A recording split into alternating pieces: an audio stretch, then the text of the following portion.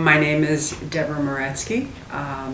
My background is actually originally in social work. I have a master's degree in social work and did that for about 15 years. And actually once my children went to school and I began to get involved in their schooling, I started to wonder more about why schools work the way they do, etc. And so I decided to go back and get a doctorate, which I got in educational policy studies from the University of Illinois at Chicago a while back. I continued to be interested in those questions. I teach a couple of classes mainly for undergraduate teacher candidates, social and multicultural foundations of education, and education law and policy. And both of those classes I find fascinating to teach, very interesting to teach, and they also reflect some of my own interests. I've become more interested in diversity issues in terms of how kids experience school and the kinds of challenges my students face as teachers as they're thinking about moving out into a broader world and encountering lots of different kids from backgrounds that they may not be familiar with.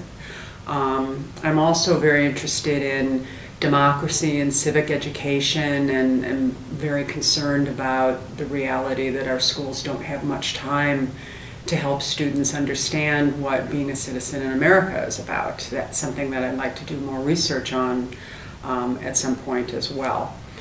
So those are the classes that I usually teach, the two of them. I may be developing some classes for graduate work, and I'm looking forward to that opportunity if it comes along.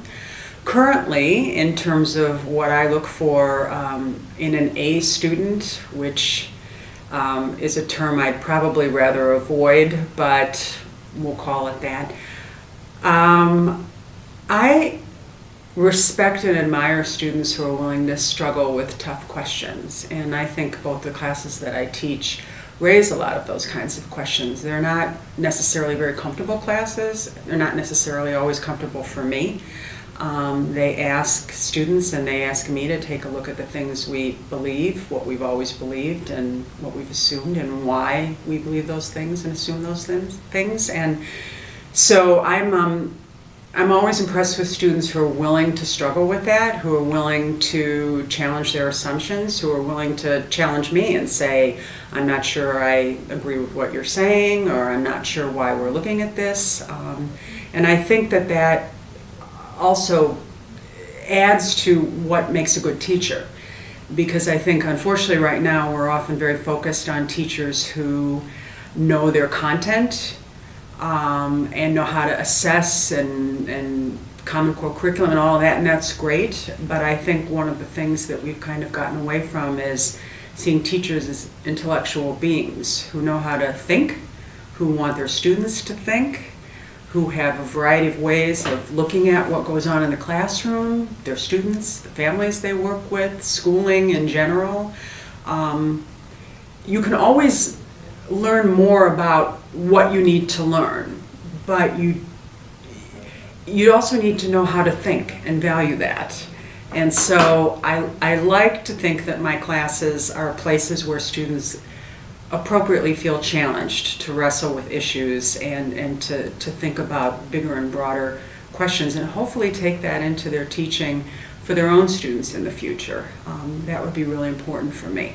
I'm interested in students who are willing to work hard to challenge themselves academically, who are interested in presenting themselves professionally in terms of the work that they do and the interactions in classes, and feel like it's part of their responsibility to make contributions to classes, because I try very hard not to teach in terms of standing up in front of a class and talking at students. I like to think that we all work together to try to create more of a seminar atmosphere where we can share ideas and support each other in exploring different things. The ability to think deeply, to be okay about being an intellectual person is a really important quality that I want to see in future educators. I want my students to know it's okay to make mistakes. It's okay to be able to say, I'm not sure what the answer is, let's see what we can find out. I want my future teachers to be able to recognize what they bring into the classroom with them, and that it's really important to be aware of their own backgrounds as they work with students. And so they can have that information to assess situations and help kids in a better way. It boils down to, I really believe, and my students probably get tired of hearing this all the time, that the most important instrument they have in a classroom is them. You can learn math, you can learn English, you can learn history, PE. I don't mean to disparage any of that content, but no matter what you teach, you are going to be the most important tool in the classroom that you have. And so being comfortable in your own skin and aware of yourself and your limitations and your strengths, and building on all those things is what I hope students understand is the most important thing to being an effective teacher.